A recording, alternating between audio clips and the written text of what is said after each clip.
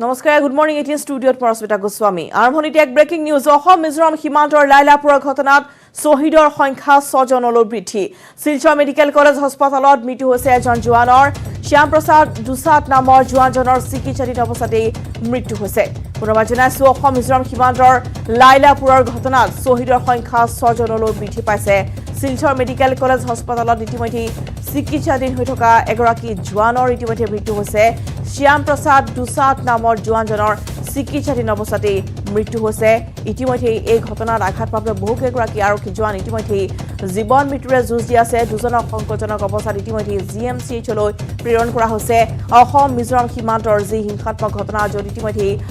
মিজো আৰক্ষী আৰু যি আচলতে মিজো দুৰ্বৃত্তই গুলীচালনা কৰিছিল তাত ইতিমধ্যে শহীদৰ সংখ্যা আৰক্ষী শহীদৰ সংখ্যা 6 জনলৈ বৃদ্ধি পাইছে শিলচৰ মেডিকেল কলেজ হাস্পতালত মৃত্যু হৈছে এজন জোৱানৰ শ্যাম প্ৰসাদ দুসাত নামৰ জোৱানজনৰ চিকিৎসাধীন অৱস্থাতেই মৃত্যু হৈছে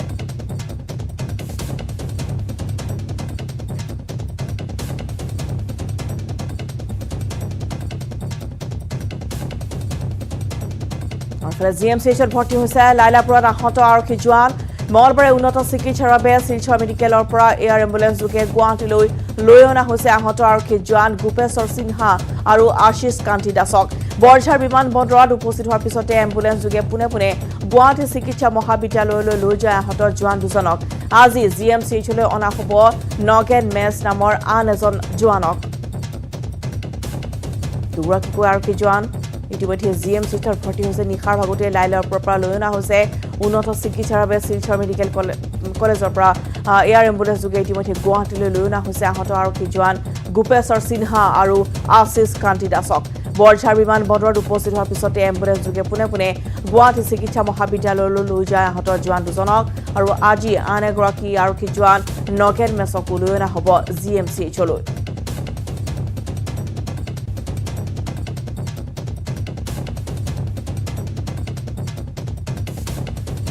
আৰু মিজোৰাম সংঘাতক লৈ এতিয়া উদ্বিগ্ন হৈ পৰিছে কেন্দ্ৰ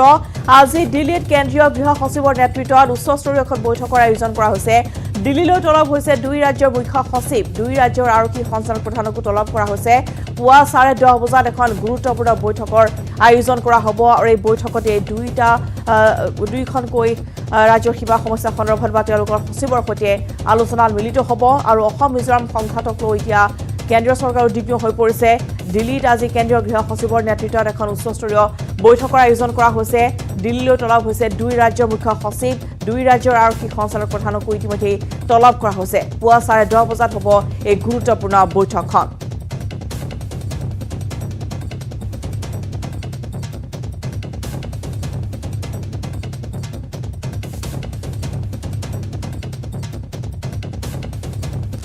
মিজোৰাম সীমা সমস্যা সন্দৰ্ভত কেন্দ্ৰীয় গৃহ ৰাজ্য মন্ত্ৰী নিত্যানন্দ ৰায়ৰ ভাষ্য সীমা নিৰ্ধাৰণ আৰু দুই পক্ষৰ দাবীৰ পৰা মিজোৰামৰ সীমা সমস্যাৰ সৃষ্টি হোৱা বুলি মন্তব্য কৰিছে কেন্দ্ৰীয় গৃহ ৰাজ্য মন্ত্ৰীগৰাকীয়ে অসমৰ কেৱল মিজোৰামৰ সৈতে নহয় নাগালেণ্ড মেঘালয় আৰু অৰুণাচল প্ৰদেশৰ লগতো সীমা সংঘাত থকাৰ কথা স্বীকাৰ কৰিছে কেন্দ্ৰীয় মন্ত্ৰীগৰাকীয়ে লোকসভাত এই ভাষ্য প্ৰদান কৰে মন্ত্ৰীগৰাকীয়ে ৰাজ্যসমূহ আলোচনাৰ মেজলৈ অহাৰ পথ সুচল কৰে কেন্দ্ৰীয় চৰকাৰে কেন্দ্ৰৰ সদায় প্ৰয়াস এনে সমস্যা আলোচনাৰ মাজেৰে শান্তিপূৰ্ণভাৱে সমাধান হওক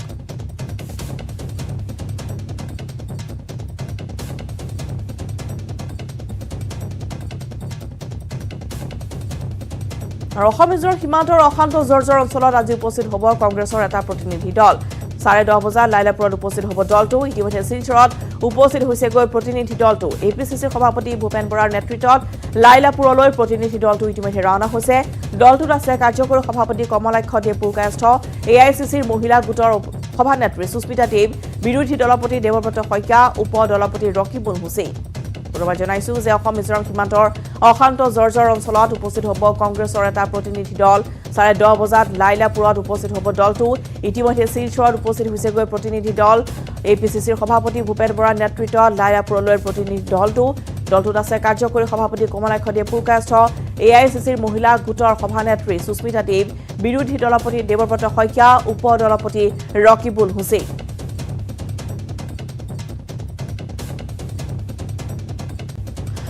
আৰু সমগ্ৰ যি পৰিস্থিতি বৰ্তমান সেই সন্দৰ্ভত শেহতীয়া পৰিস্থিতি সন্দৰ্ভত আমি অধিক তথ্য লাভ কৰিম আমাৰ জ্যেষ্ঠ সাংবাদিক বিপুল বৰ্মনৰ পৰা। বিপুল বৰ্মন, আমি আপোনাৰ কাষলৈ আহিছোঁ আৰু ইতিমধ্যে আপুনি গৈ লাইলাপুৰত উপস্থিত হৈছে, সমগ্ৰ পৰিস্থিতি পৰ্যবেক্ষণ কৰিছে কালিৰ দিনটোত। আজি পুৱাৰ ভাগত কেনে পৰিৱেশ দেখিবলৈ পোৱা গৈছে, আপোনাৰ পৰা আমি অধিক তথ্য এই মুহূৰ্তত লাভ কৰিব বিচাৰিছোঁ। বিপুল। চাওক ৰশ্মিতা, অসম মিজোৰামৰ যি সীমান্ত অঞ্চল আছে বাইৰেংটে আৰু লাইলাপুৰ, সেই বাইৰেংটেৰ পৰা গুলীবৰ্ষণ কৰিছিলে আৰু লাইলাপুৰত আমাৰ ৭০ জনৰ ওচৰা ওচৰি লোক আহত হৈছিলে, নিহত হৈছিলে। আৰু তেনে ঘটনাৰ পিছতে হাফলঙত নিশাটো থকা মুখ্যমন্ত্ৰী ডক্টৰ হিমন্ত বিশ্ব শৰ্মাই তাৎক্ষণিকভাৱে তেখেতে এই কাছাৰ জিলালৈ আহিছিলে। আহি জিলা উপায়ুক্তৰ লগত কথা পাতিলে আৰু বিভিন্ন তেওঁলোকৰ দলীয় বা বিৰোধী নেতাসকলৰ সৈতে কথা পাতিলে আৰু গোটেই পৰিস্থিতিটো বুজ ল'লে। সেই সময়ত তেখেতৰ লগত ডিজিপি ভাস্কৰজ্যোতি মহন্ত ডাঙৰীয়া উপস্থিত আছিলে, জিপি সিং ডাঙৰীয়া উপস্থিত আছিলে। আৰু তাৰপিছত তেখেতে যোৱাকালি ১ বজাত এখন সংবাদমেল সম্বোধন কৰি এঘণ্টা সময় বহুখিনি কথা, গুৰুত্বপূৰ্ণ কথা সংবাদ মাধ্যমক জনালে। আৰু আমিও প্ৰশ্ন কৰিছিলোঁ যে আপুনিতো আইজললৈ যোৱা কথা আছিলে, জোৰামথাংগাৰ লগত কথা পতা কথা আছিলে, কি হ'ল? তেখেতে কৈছে জোৰামথাংগাই মোক কৈছে আই এম ভেৰি মাছ চৰি, গতিকে এতিয়া আৰু তালৈ যোৱাৰ কোনো প্ৰশ্নই নুঠে। গতিকে এনেধৰণৰ কথা বতৰাৰ পিছত আমি কেমেৰা পাৰ্চন প্ৰভাত সিং আৰু মই আমি লাইলাপুৰলৈ গৈছিলোঁ। আৰু লাইলাপুৰলৈ যোৱাৰ সময়ত আমি দেখিছিলোঁ যিটো ৰাষ্ট্ৰীয় ঘাইপথ, আচলতে মিজোৰামলৈ একমাত্ৰ স্থলপথৰ ৰাস্তা সেইটোৱেই। যদিও তেওঁলোকৰ লেংপুইৰ পৰা বিমান আছে নতুন দিল্লী বা অন্যান্য গুৱাহাটীলৈকে তেওঁলোকৰ কানেক্টিভিটি আছে, কিন্তু স্থলপথৰ এটাই ৰাস্তা, সেইটো মই পুনৰ কৈছোঁ যে শিলচৰৰ পৰা আপুনি যিটো ধলাই হৈ লাইলাপুৰ হৈ বাইৰেংটেদি কলচিপ হৈ আইজললৈ যাব পাৰে, সেই ৰাস্তাটোত আপোনাৰ পথ অৱৰোধ কৰিছিলে, টায়াৰ জ্বলাইছিলে আৰু মালবাহী মিজোৰামলৈ যিবিলাক ট্ৰাক যাব লাগিছিল সেইবিলাক বাধা দিছিলে আচলতে ক্ষুব্ধ আৰু শংকিত জনসাধাৰণ, অসমৰ জনসাধাৰণে। আৰু সেই সময়তে পৰিমল শুক্লবৈদ্যই কৈছিলে যে এইসকল লোকক মই এতিয়া আঁতৰাই দিয়াটো অলপ অসম্ভৱ, কাৰণ এওঁলোকৰ মনত এতিয়া ক্ষোভ আৰু শংকা আছে, এওঁলোকে মনত যথেষ্ট দুখ পাই আছে, ভয়ত আছে। আমি সেই দৃশ্য কেমেৰাত আবদ্ধ কৰিছিলোঁ। তাৰপিছত আমি লাইলাপুৰলৈকে সেই যে যোৱাকালি য'ত বৰ্ডাৰত যিটো জাগাত স্থানত সেই ঘটনা সংঘটিত হৈছিলে সেই দৃশ্য আমি দেখুৱাইছিলোঁ আৰু আমি অকণমান ওচৰলৈ গৈ সেই দৃশ্যবোৰ আমি কেমেৰাত আবদ্ধ কৰিছিলোঁ। তাৰ পৰা আমি লাইভ টেলিকাষ্টো দিছিলোঁ। আৰু আজি কিছু সময় পিছত যিহেতু আপুনি কৈছে যে আজি প্ৰদেশ কংগ্ৰেছৰ সভাপতি যি নতুনকৈ সভাপতি নিৰ্বাচিত হোৱা ভূপেন বৰাৰ নেতৃত্বত এটা দল, সেইটো দলত বিৰোধী দলপতি দেৱব্ৰত শইকীয়া, বিৰোধী উপদলপতি ৰকিবুল হুছেইন, যি সুস্মিতা, গোটেই সৰ্বভাৰতীয় মহিলা কংগ্ৰেছৰ সভানেত্ৰী সুস্মিতা দেৱ আৰু যি কাৰ্যকৰী সভাপতি কমলেক্ষ দেৱ পুৰকায়স্থ, তেওঁলোক এটা দল ইতিমধ্যে আহি শিলচৰত বাহৰ পাতিছে। 9:30 বজাৰ লগে লগে তেওঁলোকে সেই লাইলাপুৰৰ সেই স্থানলৈ ৰাওনা হ'ব। হয়তো 10 বাজি বা 10 বজাত তেওঁলোকে তালৈ উপস্থিত হ'ব। আমি এতিয়া এই লাইভটো দিয়াৰ পিছতে আমি সেই স্থানলৈ যাম আৰু সেই স্থানত আমি কংগ্ৰেছৰ প্ৰতিনিধিসকল যোৱাৰ পূৰ্বেই তাত কি ধৰণৰ পৰিৱেশ আমি নেক্সট বুলেটিনত লাইভৰ জৰিয়তে আমি জনাম। কিন্তু এই মুহূৰ্তত আচলতে ৰাইজসকল যথেষ্ট শংকিত হৈ আছে। মুখ্যমন্ত্ৰীয়ে যোৱাকালি কৈছে যে আমি তেওঁলোকে গুলি ফুটাইছে, তেওঁলোকে LMG ব্যৱহাৰ কৰিছে, আমি কিন্তু গুলিৰে প্ৰত্যুত্তৰ নিদিওঁ, আমি আমাৰ চুবুৰীয়া ৰাজ্যৰ লগত আমি যুদ্ধ নকৰোঁ, আমি শান্তিৰে আমি সীমা আমাৰ সমস্যাটো সমাধান কৰিব বিচাৰিছোঁ, আমাৰ ভূমি আমি সুৰক্ষিত ৰাখিব বিচাৰিছোঁ। তেখেতৰ তেনে মন্তব্য আছিলে। কিন্তু অৱশ্যে বহুজনে কৈ আছিলে যে গুলি ফুটাব নালাগে, কিন্তু শূন্যলৈ গুলি ফুটাই যি মিজো দুৰ্বৃত্ত আছিলে তেওঁলোকক ছত্ৰভংগ দিয়াব পাৰিলেহেঁতেন। যদি আমাৰ তাত অসমত ইমানেই এনকাউণ্টাৰ কৰি আছে তেনেহ'লে মিজো দুৰ্বৃত্তৰ ক্ষেত্ৰত শূন্যলৈ গুলি চলাই তেওঁলোকে ছত্ৰভংগ কিয় নিদিলে? গতিকে ৰশ্মিতা, এনেধৰণৰ কথাবিলাক উত্থাপন হৈছে। আমি এতিয়া পৰৱৰ্তী বাতৰিত আমি লাইলাপুৰৰ পৰা আমি সবিশেষ জনাই থাকিম ৰশ্মিতা। নিশ্চয়কৈ। আৰু সেই সংক্ৰান্তত আজি আচলতে নতুন দিল্লীৰ যিহেতু আৰক্ষী সঞ্চালকপ্ৰধানক তলব কৰা হৈছে, দুখন ৰাজ্যৰ মুখ্য সচিবক তালৈ তলব কৰা হৈছে, গতিকে নিশ্চয়কৈ এক সমাধান ওলাব সেয়া আশা কৰিব পাৰি। কিন্তু বিপুল, ইতিমধ্যে আপুনি জনাইছে যে স্থানীয় ৰাইজ যথেষ্ট শংকিত হৈ পৰিছে, তেওঁলোকে ইতিমধ্যে সেই স্থানত থাকিব বিচৰা নাই আৰু কোনো ধৰণৰ বন্ধৰ কিবা তেনেধৰণৰ কথা এটা ওলাইছিল। গতিকে সেই সন্দৰ্ভত আপোনাৰ পৰা জানিব বিচাৰিছোঁ স্থানীয় ৰাইজে বা দল সংগঠনে কেনেধৰণৰ প্ৰতিক্ৰিয়া এই সন্দৰ্ভত ব্যক্ত কৰিব বিচাৰিছে।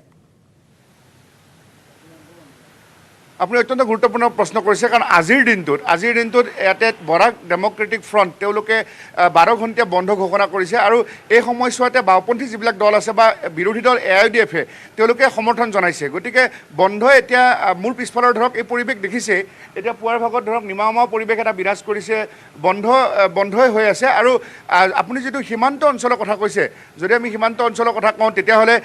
ধৰক এই যিটো বাইৰেংটে গেটৰ ওচৰত যিটো লাইলাপুৰ, ইয়াত আচলতে ইমান এটা উত্তেজনামূলক পৰিস্থিতি হোৱা নাছিলে যদিও বিভিন্ন সময়ত আমাৰ অসমত মুখ্যমন্ত্ৰী তৰুণ গগৈ থাকোঁতে বা মিজোৰামৰ মুখ্যমন্ত্ৰী লালথেন হাৱলা থাকোঁতে এনেধৰণে তাত সংঘাত হোৱা নাছিলে, আলোচনা বিলোচনাৰ মাজেৰে উপশম ঘটিছিলে। কিন্তু সংঘাতটো আছিলে ক'ত জানেনে? এই যে হাইলাকান্দিৰ যিটো কাটলিচেৰা সমষ্টিৰ পৰা যিটো কচুৰতল, ধলচৰা, গল্লাচৰা সেই স্থানবিলাকত এনেকুৱা হৈছিলে যে 22 কিলোমিটাৰ মিজোৱে আমাৰ অসমৰ ভূমি দখল কৰিছিলে। কিন্তু তাত আমাৰ মন্দিৰ ভাঙি দিলে, মছজিদ ভাঙি দিলে, কালী মন্দিৰ ভাঙিলে, স্কুল ভাঙিলে, বোম দিলে, গ্ৰেনেড ফুটালে। কিন্তু সেই স্থানত তাৰ যিগৰাকী অসমৰ স্থানীয় বিধায়ক আছে সুজামুদ্দিন লস্কৰ, তেখেতে কৈছিলে গুলি ফুটাবলৈ আমাক নিৰ্দেশ দিয়ক, আমাৰ মিজোৰ ওপৰত গুলিবৰ্ষণ কৰক। এনেধৰণে কথা বতৰাবিলাক চলি থকাৰ মাজত মিজোয়েহে আমাৰ অসমৰ যে LMG চলালে, গুলিবৰ্ষণ কৰিলে আৰু 5জনকৈ যিটো আৰক্ষীৰ লোক নিহত হ'ল, এজন অসামৰিক লোক নিহত হ'ল আৰু এতিয়াও 50ৰ ওপৰত অধিক লোক ইয়াত শিলচৰ মেডিকেল কলেজত চিকিৎসাধীন হৈ আছে। গতিকে এই বাউণ্ডেৰী ডিছপুট যিটো আপোনাৰ সীমান্ত অঞ্চলত এতিয়াও এই ধৰণে সংঘাত আৰু যথেষ্ট ক্ষোভত আছে লোকসকল, তেওঁলোকে ঘৰৰ পৰা বাহিৰলৈ আহিছে, বেলেগ ঠাইত তেওঁলোকে থাকিবলগীয়া এটা পৰিস্থিতিৰ সৃষ্টি হৈছে। ৰশ্মিতা, নিশ্চয়কৈ কিছু ক্ষোভ আছে স্থানীয় ৰাইজৰ মাজত, অৰ্থাৎ তেওঁলোকে আচলতে কিয় গুলিবৰ্ষণ নকৰিলে শুনালৈ, তাকতো এতিয়া বিভিন্নজনে আচলতে প্ৰশ্ন উত্থাপন কৰিছে। কিন্তু বিপুল, বৰ্তমান আপুনি জনাইছে যে শিলচৰ মেডিকেল কলেজত বহুকেইগৰাকী বৰ্তমান সংকটজনক অৱস্থাত আছে, দুজনকৈ জোৱানক কালি নিশাৰ ভাগত লৈ অনা হৈছে GMCHলৈ। গতিকে আনসকলৰ শাৰীৰিক অৱস্থা কেনেকুৱা বা সাধাৰণ ৰাইজো আচলতে আঘাতপ্ৰাপ্ত হৈছে নেকি? শিলচৰ মেডিকেল কলেজত বৰ্তমান কোন কোন চিকিৎসাধীন অৱস্থাত আছে সেই সন্দৰ্ভত যদি কিবা তথ্য আপুনি লাভ কৰিছে মুহূৰ্তলৈকে বিপুল? হয় হয়, এতিয়া চাওক, এই যে লোকসকল যে নিহত হ'ল, আপোনাৰ 6জনকৈ লোক নিহত হ'ল। ইয়াৰে নিহত হোৱা আৰক্ষী লোকসকল আছে আপোনাৰ হাইলাকান্দি আছে, কৰিমগঞ্জৰ আছে আৰু কাছাৰ জিলাৰো আছে। আমি যদি সময় হয় আজি নিশাৰ ভাগত আমি হাইলাকান্দিৰ সেই মৃতকৰ পৰিয়াললৈ, শ্বহীদসকলৰ, আমাৰ যি বীৰ শ্বহীদসকলৰ পৰিয়ালৰ ওচৰলৈ যাবলৈ আমি চেষ্টা কৰিম। কিন্তু আমি যিটো শিলচৰ মেডিকেল কলেজত আমি যোৱাকালিৰ যিটো পৰিৱেশ চাইছিলোঁ নিশাৰ ভাগত, আমি আমাৰ 7:50 বজাৰ যি বিশেষ বাতৰি আছে, বিশেষ বুলেটিন, তাত আমি লাইভ দি আছিলোঁ। তেতিয়া পৰিমল শুক্লবৈদ্য ডাঙৰীয়া আহি সেই আহত লোকসকলৰ খবৰ লৈ আছিল। তাত ইতিমধ্যে যিগৰাকী আমাৰ এই কাছাৰ জিলাৰ SP, তেখেতক ইয়াতে গ্ৰীণ কৰিডৰ কৰি গৈ মহাৰাষ্ট্ৰত লৈ যোৱা হৈছে উন্নত চিকিৎসাৰ বাবে। গতিকে চাওক, এনেধৰণে তেওঁলোকে আগতে গ্ৰেনেড ব্যৱহাৰ কৰিছিলে মিজোৰামে অসমৰ ওপৰত, এতিয়া গ্ৰেনেড নহয় LMG। তেওঁলোকে আৰু এটা কথা মুখ্যমন্ত্ৰী ডাঙৰীয়াই কৈছিল যে 30 মিনিট ধৰি মিজোৰামৰ যিসকল আৰক্ষী লোক আছে বা তেওঁলোকৰ যিসকল চিভিলিয়ান আছে, তেওঁলোকে আমাৰ অসমৰ লোকসকলৰ ওপৰত 30-35 মিনিট ধৰি গুলিবৰ্ষণ কৰিছিলে। অকল পিষ্টল বা 9mm এনেকুৱা নহয়, তেওঁলোকে SLR ব্যৱহাৰ কৰিছিলে, LMG ব্যৱহাৰ কৰিছিলে। তাৰপিছত মুখ্যমন্ত্ৰীগৰাকী যি সময়ত এটা সময়ত উগ্ৰপন্থী আছিলে MNF জোৰামথাংগা, সেই জোৰামথাংগা কৈছে I am very much sorry। গতিকে আমাৰ অসমৰ লোকসকলে এতিয়া বুজি পাওক কি ধৰণৰ এটা পৰিস্থিতিৰ সৃষ্টি হৈ আছে। আৰু আমাৰ মুখ্যমন্ত্ৰীগৰাকী আইজলত মাতিছিলে, তেখেতে কৈছে আইজললৈ যোৱাৰ পৰিৱেশ নাই, কাৰণ মুখ্যমন্ত্ৰীগৰাকী ইতিমধ্যে হাত দাঙি দি কৈছে I am very much sorry। গতিকে এই গোটেই পৰিৱেশবিলাক এনেধৰণৰ হৈ আছে। এতিয়া আপুনি কৈছে DGP ডাঙৰীয়া, মুখ্য সচিব ডাঙৰীয়াক দিল্লীলৈ তলব কৰিছে। চাওঁ অকণমান পিছত সীমা সমস্যাটোৰ সম্পৰ্কত কেনেধৰণৰ আলোচনা হয়। ৰশ্মিতা, নিশ্চয়কৈ বিপুল, আৰু দেখিবলৈ পোৱা গৈছে যে কেন্দ্ৰীয় চৰকাৰো এতিয়া আচলতে অসমৰ বা মিজোৰামৰ সীমা সমস্যা সন্দৰ্ভত তেওঁলোকে আচলতে যথেষ্ট উদ্বিগ্ন হৈ পৰিছে। য'ত ইতিমধ্যে গৃহ ৰাজ্যমন্ত্ৰী নিত্যানন্দ ৰায়ে ইতিমধ্যে উল্লেখ কৰিছে যে আচলতে যি সীমা সমস্যা আছে সেইসমূহ যাতে সমস্যাৰ সৃষ্টি হোৱা যিসমূহ স্থান আছে সেইসমূহ যাতে আচলতে শান্তিপূৰ্ণভাৱে মীমাংসা হয়। গতিকে এই শান্তিপূৰ্ণ মীমাংসাৰ ক্ষেত্ৰত মিজোৰামৰ কিমান আচলতে সদিচ্ছা থাকিব তাৰ ওপৰতো নিৰ্ভৰ কৰিব, যিহেতু তেওঁলোকে প্ৰথমে গুলিবৰ্ষণ কৰিছে। গতিকে এই ক্ষেত্ৰত মিজোৰামৰো যেনেধৰণৰ স্থিতি হ'ব লাগে সেয়া যথেষ্ট উল্লেখনীয় হ'ব লাগিব এই সংক্ৰান্তত। বিপুল, চাওক, মিজোৰাম ৰাজ্যখন বাইৰেংটেৰ পৰা যেতিয়া আৰম্ভ হয়, মই কৈছোঁ যে স্থলপথ তেওঁলোকৰ এটাই, তেওঁলোকৰ আৰু বেলেগ ৰাস্তা নাই। আৰু একেবাৰে ম্যানমাৰৰ লগত আছে, তেওঁলোকৰ লুংলে আছে, চাইহা আছে, আৰু তেওঁলোকে যদি লেংপুইৰ পৰা ফ্লাইট লৈ যাব পাৰে। সৰু ৰাজ্য এখন, তেওঁলোকৰ যিমান লোক আছে তাতকৈ বেছি আমাৰ পুলিচে আমাৰ বেছি আছে অসমৰ। কিন্তু অসমে এতিয়াও গুলিবৰ্ষণ কৰা নাই। গতিকে তেওঁলোকে বুজি পাব লাগিছিলে, কিন্তু তেওঁলোকে বুজি পোৱা নাই। আমাৰ ফৰেষ্ট লেণ্ডত যিবিলাক মানুহ, আমাৰ মানুহটো কোনো নাই, আমাৰ ফৰেষ্ট লেণ্ড, সেইবিলাক আমাৰ ভূমি, অসমৰ ভূমি, আৰু সেইবিলাক ফৰেষ্ট লেণ্ড। এতিয়া তেওঁলোকে কৰিছে কি, সেই ফৰেষ্ট লেণ্ডত মানুহ সোমোৱাই দিছে, দি কিনে পাত্তা দি কিনে কৈছে এইবিলাক মিজোৰামৰ ভূমি। গতিকে এনেধৰণে সংঘাত হৈছে। আৰু অকল অসম মিজোৰাম বুলি নহয়, আজি মেৰাপানীৰ ফালে, অসম নাগালেণ্ডৰ, আজি আমাৰ পিলিংকাটাৰ ফালে বা অন্যান্য আমাৰ মেঘালয়ৰ লগত, আজি দুধনৈৰ ফালে, অসম মেঘালয় সীমান্তলৈ, এইফালে আপোনাৰ বিশ্বনাথ চাৰিআলিৰ ফালে, আপোনাৰ অসম অৰুণাচললৈ, এই ধৰণে আমাৰ চুবুৰীয়া ৰাজ্যৰ যিটো আগ্ৰাসন, এই আগ্ৰাসনটো আমি এতিয়াও অসমৰ ৰাইজে আশা কৰিছোঁ যে মুখ্যমন্ত্ৰী হিমন্ত বিশ্ব শৰ্মা ডাঙৰীয়াই এটা কঠোৰ পদক্ষেপ লৈ এই সমস্যাটো সমাধান কৰিব। আজি এটা অত্যন্ত গুৰুত্বপূৰ্ণ দিন এইকাৰণে যে মুখ্য সচিব ডাঙৰীয়া দুয়োখন ৰাজ্যৰ মিজোৰামৰ আৰু অসমৰ দিল্লীলৈ তেওঁলোকে যাব, আলোচনা কৰিব, যুটীয়া সভা হ'ব, আৰু DGP ডাঙৰীয়াও থাকিব। আৰু মুখ্যমন্ত্ৰী ডাঙৰীয়া কালি যেতিয়া সংবাদমেল অনুষ্ঠিত হৈ আছিল ৰশ্মিতা, তেতিয়া হোম মিনিষ্টাৰ যি গৃহমন্ত্ৰী অমিত শ্বাহ ডাঙৰীয়াই ফোন কৰি আছিলে। তেতিয়া আমি দেখিছিলোঁ যে সংবাদমেল শেষ কৰি গৈ আকৌ ফোনত কথা পাতিছে গতিকে অমিত শ্বাহ ডাঙৰীয়া গোটেই কথাটো অত্যন্ত গুৰুত্ব সহকাৰে লৈছে গতিকে আমি আশা কৰিছোঁ যে ছেটেলাইটৰ মেপৰ জৰিয়তে হ'লেও এই সীমা সমস্যাটো অতি সোনকালে সমাধান হ'ব নিশ্চয়কৈ বিপুল শেষ প্ৰশ্ন যে বৰ্তমান লাইলাপুৰত আপুনি যেহেতু সংঘৰ্ষস্থলীৰ পৰা কিছু দূৰত্বতে আছে গতিকে তাত আজি CRPF কালি দিনটোৰ পৰা আচলতে মুতায়ন কৰা হৈছে গতিকে অসমৰ যিসমূহ আচলতে তাত আৰক্ষীৰ যিসমূহ কেম্প আছিল সেইসমূহ ইতিমধ্যে CRPFক তেওঁলোকে গতাই দিছে গতিকে মিজোৰামৰ ফালে কেনেধৰণৰ ব্যৱস্থা কৰা হৈছে য'ত সীমা সমস্যা যিখিনি সীমান্ত বা যিখিনি তেওঁলোকে অগ্ৰসৰ হৈছে বৰ্তমান 3-4 কিলোমিটাৰ অসমৰ মাটি তেওঁলোকে দখল কৰিছে সেইসমূহ অঞ্চলত সেইখিনি স্থানত এতিয়া কেনেধৰণৰ পৰিৱেশ দেখিবলৈ পোৱা গৈছে চাওক ৰশ্মিতা মই কৈছোঁৱে যে এখন সৰু ৰাজ্য আৰু তেওঁলোকে এতিয়া যথেষ্ট ভয়ত আছে কাৰণ আমাৰ বহু লোক মৰি গ'ল আমাৰ বহু লোক মৃত হ'ল আৰু আমাৰ আহত হৈ আছে গতিকে বাইৰেংটেৰ যিটো ৰাস্তা আছে আপুনি যদি আইজলৰ পৰা আহে নহয় দুটলাং হৈ আহিলে আপুনি কলচিপ পাব কলচিপৰ পৰা আপুনি এনেকৈ আহিলে বাইৰেংটে গেটেদি আহি আমাৰ সেই লাইলাপুৰ পায় গতিকে তেওঁলোকৰ যিবিলাক এতিয়াতো ক'ভিডৰ কাৰণে আন্তঃৰাজ্যিক যাতায়াতটো বন্ধ আছে তথাপিও তেওঁলোকৰ যি 2-এখন বাহন আহে ইমাৰ্জেঞ্চিত সেয়াও বন্ধ হৈছে তেওঁলোকে নিজৰ হাতৰ কোঠাৰ ভৰিত মাৰি লোৱা বুলি যে কয় তেনেকুৱা হৈছে তেওঁলোকে এতিয়া বিমানেৰে যাব লাগিব দিল্লী আৰু গুৱাহাটী গতিকে সেইটো তেনেকুৱা কথা হ'ল আৰু বাকী আমাৰ ক্ষুভিত যিটো জনসাধাৰণেতো পথ অৱৰোধ কৰি আছে এতিয়াও আৰু অৱশ্যে নিৰাপত্তা দি খাদ্য সামগ্ৰী পঠিয়াম বুলি আমাৰ মুখ্যমন্ত্ৰীয়ে কৈছে আৰু আপুনি CRP কথাটো কৈছে যে এতিয়া অৰ্ধসামৰিক বাহিনী আৰু আৰ্মি তেওঁলোকে গোটেই লাইলাপুৰৰ পৰা বাইৰেংটেৰ মাজত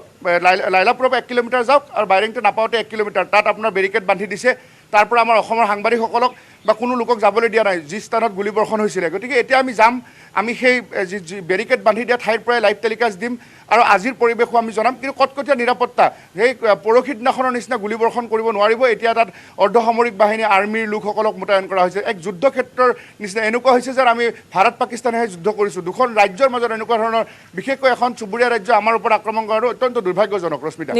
নিশ্চয়কৈ বিপুল ধন্যবাদ জনাইছোঁ আপোনালৈ এইখিনি তথ্য দিয়াৰ বাবে আৰু কিছু সময়ৰ পিছতে পুনৰ আমি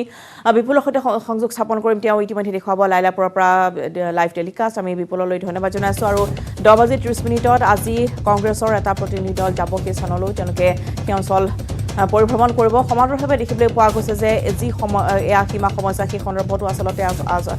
আজিৰ দিনটো যথেষ্ট গুৰুত্বপূৰ্ণ এক দিন যেহেতু আজি দিনটোতে দিল্লীলৈ ইতিমধ্যে তলব কৰা হৈছে দুইখনকেই ৰাজ্যৰ মুখ্য সচিবক লগতে আৰক্ষী সঞ্চালক প্ৰধানক গতিকে কেন্দ্ৰীয় চৰকাৰ উদ্বিগ্ন হৈ পৰিছে এই বিষয়টো যাতে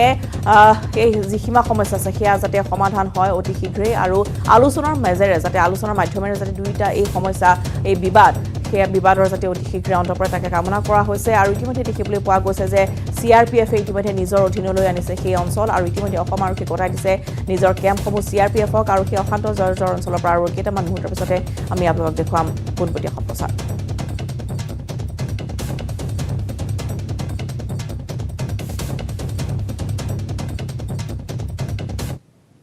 ইফালে প্ৰতিবাদক লৈ উত্তপ্ত হৈ পৰিছে মণিপুৰৰ মোৰে চহৰ পুলিচ কমাণ্ডো কমপ্লেক্সত অগ্নিসংযোগ ক্ষুব্ধ প্ৰতিবাদকাৰী পুলিচ কমাণ্ডোৰ বিৰুদ্ধে এজন লোকক মাৰপিট কৰাৰ অভিযোগ উত্থাপন হৈছে আইন উলংঘন কৰাৰ বাবে আৰক্ষী চকীত ৰাখিছিল লোকজনক প্ৰতিবাদৰ বাবে ওলাই আহিল শ লোক মণিপুৰৰ দৃশ্য দেখুৱাইছো মণিপুৰৰ মোৰে চহৰৰ এই দৃশ্যৰ প্ৰতিবাদক লৈ উত্তপ্ত হৈ পৰিছিল পুলিচ কমাণ্ডো কমপ্লেক্সত অগ্নিসংযোগ কৰিছে ক্ষুব্ধ প্ৰতিবাদকাৰীয়ে আৰু পুলিচ কমাণ্ডোৰ বিৰুদ্ধে এগৰাকী লোকক মাৰপিট কৰাৰ অভিযোগ উত্থাপন হৈছে আইন উলংঘন কৰিছিল আৰু সেইবাবে আৰক্ষীয়ে নিজৰ জিম্মাত ৰাখিছিল লোকজনক আৰু সেই লোকজনক মুকলি কৰি দিবলৈ তাৰ দাবী জনাই যথেষ্ট সংখ্যক লোকৰ আগমন ঘটিছিল প্ৰতিবাদী কাৰ্যসূচী তেওঁলোকে ৰূপায়ণ কৰিছিল প্ৰতিবাদৰ বাবে ওলাই আহিছিল শ লোক আৰু পৰৱৰ্তী সময়ত তেওঁলোকে পুলিচ কমাণ্ডো কমপ্লেক্সত অগ্নিসংযোগ কৰে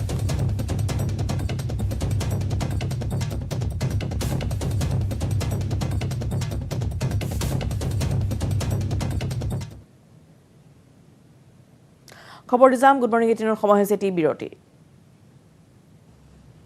নিশ্চয় গুড মৰ্নিং 18 আজিৰ পৰা ৰাজ্যত কোভিডৰ নতুন এছঅপি গোলাঘাট লখিমপুৰ 24 ঘণ্টাই বাহাল থাকিব সান্ধ্য আইন 5খনকৈ জিলা 2 বজাৰ পৰা পুৱা 5 বজালৈ সান্ধ্য আইন অব্যাহত থাকিব এই সময়ছোৱাত খোলা থাকিব অত্যাৱশ্যকীয় সামগ্ৰীৰ দোকান গোৱালপাৰা মৰিগাঁও যোৰহাট শোণিতপুৰ বিশ্বনাথত এই নিৰ্দেশনা জাৰি কৰা হৈছে 27খনকৈ জিলাত অব্যাহত থাকিব পূৰ্বৰে নিয়ম গুৱাহাটী মহানগৰীত বাহাল থাকিব পূৰ্বৰ নিৰ্দেশনা বন্ধ থাকিব আন্তঃজিলা যাতায়াত পুনৰ জনাইছো যে আজিৰ পৰা ৰাজ্যত কোভিডৰ নতুন এছঅপি আৰু এই এছঅপি অনুসৰি গোলাঘাট লখিমপুৰ 24 ঘণ্টাই ফাইন ধোৱাইন বাহাল থাকিব যেহেতু কোভিড পৰিস্থিতি বৰ্তমানো উন্নত হোৱা নাই গোলাঘাট আৰু লক্ষীপুৰত 5খনকৈ জিলা 2 বজাৰ পৰা পুৱা 5 বজালৈকে ফাইন ধোৱাইন অব্যাহত এই সময়ছোৱাত খোলা থাকিব অত্যাৱশ্যকীয় সামগ্ৰীৰ দোকান গোৱালপাৰা মৰিগাঁও যোৰহাট শোণিতপুৰ বিশ্বনাথত এই নিৰ্দেশনা জাৰি কৰা হৈছে 27খনকৈ জিলাত অব্যাহত থাকিব পূৰ্বৰ এই নিৰ্দেশনা গুৱাহাটী মহানগৰীতো বাহাল থাকিব পূৰ্বৰ নিৰ্দেশনা আন্তঃজিলা যাতায়াত বন্ধ থাকিব আজিলৈকে যিকেইখন জিলা সম্পূৰ্ণ কণ্টেইনমেণ্টত আছিল সেইকেইখন জিলাৰ ক্ষেত্ৰত শোণিতপুৰ যোৰহাট আৰু বিশ্বনাথ অহাকালি দুপৰীয়াৰ 1 বজালৈকে দোকান বজাৰ খোলা থাকিব অহাকালিৰ পৰা আৰু বিয়লি তাত 2 বজাৰ পৰা কাৰ্ফিউ আৰম্ভ হ'ব ইয়াৰ লগতে যিটো গোৱালপাৰা আৰু মৰিগাঁও পূৰ্বৰ দৰেই একেধৰণে দুপৰীয়া 2 বজাৰ পৰা বিয়লি 5 বজালৈকে কাৰ্ফিউ থাকিব মানে পুৱা 5 বজালৈকে কাৰ্ফিউ থাকিব এইখিনি 5খন জিলাত থাকিব গোৱালপাৰা মৰিগাঁও যোৰহাট শোণিতপুৰ বিশ্বনাথ বাকী 27খন জিলাত সন্ধিয়া 5 বজাৰ পৰা পুৱা 5 বজালৈ পূৰ্বৰ দৰে কাৰ্ফিউ থাকিব আৰু 4 বজালৈকে দোকান বজাৰ খোলা থাকিব আৰু কিছুদিন আমি বৰ বেছি আশা কৰা নাই আৰু এটা সপ্তাহ আমি কিছু হয়তো কষ্ট কৰিলে ইয়াতকৈ আমি সংক্ৰমণটো হ্ৰাস কৰিব পাৰিম ৰাজ্যত ক্ৰমান্বয়ে হ্ৰাস পাইছে কৰোনাৰ সংক্ৰমণ 1436 জনলৈ হ্ৰাস পালে দৈনিক আক্ৰান্তৰ সংখ্যা ইয়াৰে কামৰূপ মহানগৰত আক্ৰান্তৰ সংখ্যা হৈছে 169 জন মঙলবাৰ দিনটোত কৰোনাত মৃত্যু হৈছে 18 জনকৈ লোকৰ ৰাজ্যত কৰোনাত আক্ৰান্তৰ হাৰ হৈছে 0.92% 96.40% বৃদ্ধি পাইছে আৰোগ্যৰ হাৰ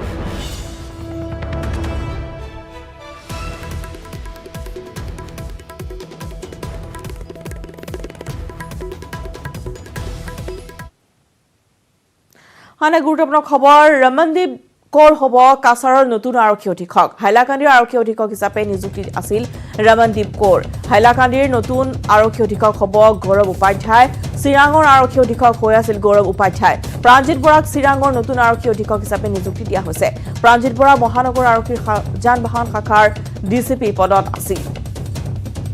জনাইছো ৰমনদীপ কৌৰ হ'ব কাছাৰৰ নতুন আৰক্ষী অধীক্ষক হাইলাকান্দিৰ আৰক্ষী অধীক্ষক হিচাপে নিযুক্ত আছিল ৰমনদীপ কৌৰ হাইলাকান্দিৰ নতুন আৰক্ষী অধীক্ষক হ'ব গৌৰৱ উপাধ্যায় চিৰাঙৰ আৰক্ষী অধীক্ষক হৈ আছিল গৌৰৱ উপাধ্যায় প্ৰাঞ্জিত বৰাক চিৰাঙৰ নতুন আৰক্ষী অধীক্ষক হিচাপে নিযুক্তি দিয়া হৈছে প্ৰাঞ্জিত বৰা মহানগৰ আৰক্ষীৰ যান বাহন শাখাৰ ডিচিপি পদত আছিল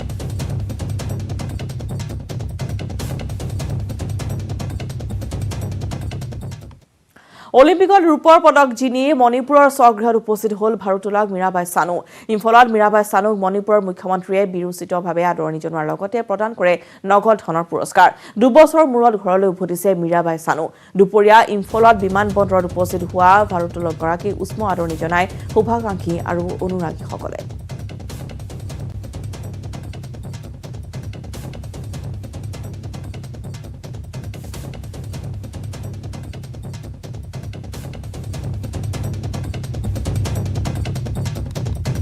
অলিম্পিকত ৰূপৰ পদক জিনি স্বগৃহত উপস্থিত হয় মীৰাবাই চানু আৰু ইতিমধ্যে যিহেতু মীৰাবাই চানুলৈ পুৰস্কাৰ আগবঢ়োৱা হৈছে ফলত এনেদৰে সম্বৰ্ধনা জ্ঞাপন কৰা হয় আৰু মণিপুৰৰ মুখ্যমন্ত্ৰীয়ে বিৰোচিতভাৱে আদৰণি জনাই লগতে নগদ ধনৰ পুৰস্কাৰ আগবঢ়ায়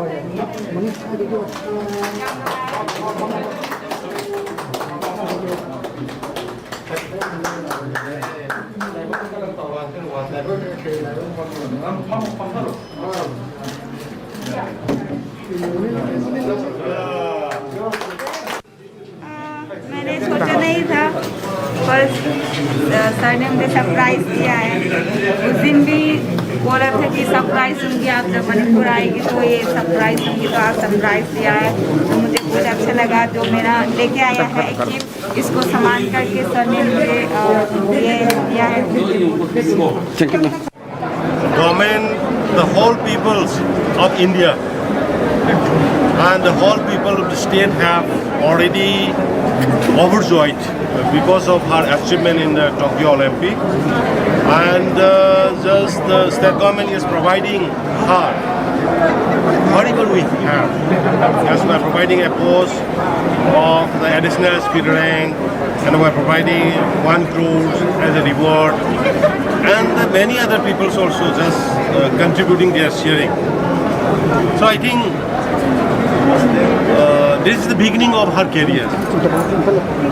We have already advised him, we have already urged her to get gold in the coming Olympics. ৰাজ্যত সাৰ বিক্ৰীৰ ক্ষেত্ৰত নতুন নিয়ম কৃষকক সাৰ বিক্ৰীৰ ক্ষেত্ৰত ব্যৱহাৰ কৰিব লাগিব POS মেচিন 1 কিলোগ্ৰাম সাৰ বিক্ৰী কৰিলেও ব্যৱহাৰ কৰিব লাগিব POS মেচিন ব্যৱহাৰৰ ক্ষেত্ৰত জিলা প্ৰশাসনে চকু দিব কৃষি সঞ্চালকালয়ে প্ৰদান কৰিব প্ৰশিক্ষণ প্ৰতিখন প্ৰতিষ্ঠানৰ সন্মুখত আৰিব লাগিব সাৰ আৰু মূল্যৰ ফলক স্বীকৃত বিশ্ববিদ্যালয়ৰ পৰা নিৰ্দিষ্ট অৰ্হতা থকা লোকে পাইকাৰী বিক্ৰেতাৰ অনুমতি লাভ কৰিব সাৰৰ বিক্ৰেতাৰ শিক্ষাগত অৰ্হতাও এতিয়াৰ পৰা চোৱা হ'ব 21 দিনৰ ভিতৰত শিক্ষাগত অৰ্হতাৰ তথ্য দিব লাগিব পাইকাৰী আৰু খুচুৰা বিক্ৰেতাই স্বীকৃতিপ্ৰাপ্ত বিশ্ববিদ্যালয়ৰ পৰা কৃষি বিভাগৰ স্নাতক বা ডিপ্লোমাধাৰী হ'ব লাগিব বিক্ৰেতা মঙলবাৰে এক সংবাদমেল যোগে কথা সদৰি কৰিছে কৃষি মন্ত্ৰী অতুল বৰাই সাৰৰ খুচুৰা বিক্ৰেতাৰ পৰা কৃষকলৈ আৰু পাইকাৰী বিক্ৰেতাৰ পৰা খুচুৰা বিক্ৰেতালৈ আৰু সাৰ উৎপাদক কোম্পানীৰ পৰা ৰাসায়নিক সাৰৰ ডিলাৰলৈকে এই এনেধৰণৰ আমি তিনিটা ৰিফৰ্ম আমি আনিব খুজিছোঁ আৰু ৰাসায়নিক সাৰৰ খুচুৰা বিক্ৰেতাৰ পৰা কৃষকলৈ আমি কেনেধৰণে আনিব খুজিছোঁ যে কৃষকক ৰাসায়নিক সাৰ বিক্ৰীৰ সময়ত যিটো POS মেচিন বুলি কোৱা হয় পইণ্ট অফ চেল মেচিন এইটো দেখা যায় যে ব্যৱহাৰ নকৰে আৰু কৃষকক ৰাসায়নিক সাৰ বিক্ৰী কৰাৰ সময়ত বহুতো খুচুৰা বিক্ৰেতাই ইচ্ছাকৃতভাৱে point of sale machine POS মেচিনটো ব্যৱহাৰ নকৰে আৰু এইটো বেয়া হোৱা বুলি কয় এনেধৰণৰ অভিযোগ আমি পাইছিলোঁ ইয়াৰ ফলত খুচুৰা বিক্ৰেতাই কিমান দামত কিমান পৰিমাণৰ সাৰ কৃষকক বিক্ৰী কৰিলে আৰু সেই তথ্য তাত লিপিবদ্ধ হৈ নাথাকে তো আনহাতে কৃষকেও সাৰ ক্ৰয় কৰাৰ বিপৰীতে উপযুক্ত ৰচিদ নাপায় ফলত খুচুৰা বিক্ৰেতাজনে কিমান পৰিমাণৰ সাৰ পাইকাৰী ব্যৱসায়ীৰ পৰা সংগ্ৰহ কৰি কিমান মূল্যত কিমান পৰিমাণৰ ৰাসায়নিক সাৰ বিক্ৰী কৰিলে এই সমগ্ৰ প্ৰক্ৰিয়াটোতেই কোনো ধৰণৰ স্বচ্ছতা নাথাকে গতিকে স্বচ্ছতা অনাৰ স্বাৰ্থত আমি এই বিষয়টো গুৰুত্ব সহকাৰে গ্ৰহণ কৰিছোঁ আৰু আমি নিৰ্দেশ দিছোঁ যে খুচুৰা বিক্ৰেতাসকলে 1 কিলোগ্ৰাম সাৰ বিক্ৰী কৰিলেও POS মেচিন ব্যৱহাৰ কৰিবই লাগিব জামাতুল মুজাহিদিন বাংলাদেশৰ 6 সদস্যক দোষী সাব্যস্ত গুৱাহাটী NIৰ বিশেষ আদালতৰ JMB সদস্য শাহানুৰ আলমৰ লগত সম্পৰ্ক আছিল এই 6 JMB সদস্যৰ 2019 চনত বৰপেটাৰ পৰা NIয়ে গ্ৰেপ্তাৰ কৰিছিল হাফিজুৰ ৰহমান ইয়াকুব আলী শৰীফুল ইছলাম মুস্তাফুৰ ৰহমান হাফিজ সফিকুৰ ইছলাম আজাৰুদ্দিন আহমেদক ইয়াৰে হাফিজুৰ ৰহমানৰ পৰা হস্ত নিৰ্মিত বন্দুকৰ লগতে গুলি উদ্ধাৰ কৰিছিল NIয়ে আৰ্মছ এক্টৰ অধীনত হাফিজুৰ ৰহমানক 2 বছৰ 5 মাহ কাৰাদণ্ডৰ লগতে 1000 টকাৰ জৰিমনা বিহা হয় হাফিজুৰক বাকি কেইটাক 2 বছৰলৈ কাৰাদণ্ড বিহে ন্যায়ৰ আদালতে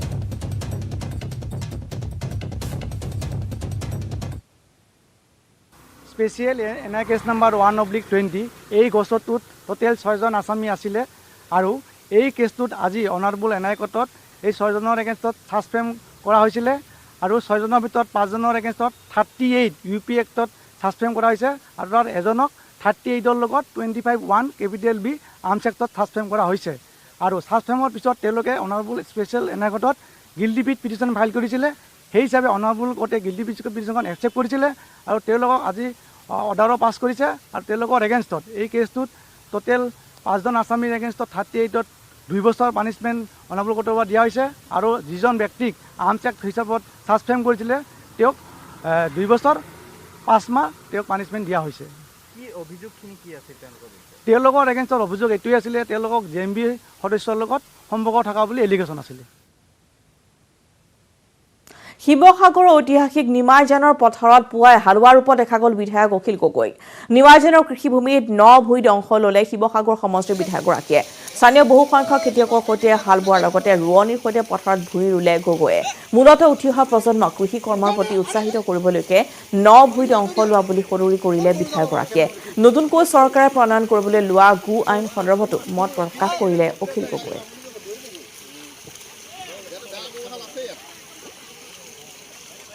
আগবাঢ়িছো এখন ওপৰত প্ৰদীপ গগৈৰ এক প্ৰতিবেদন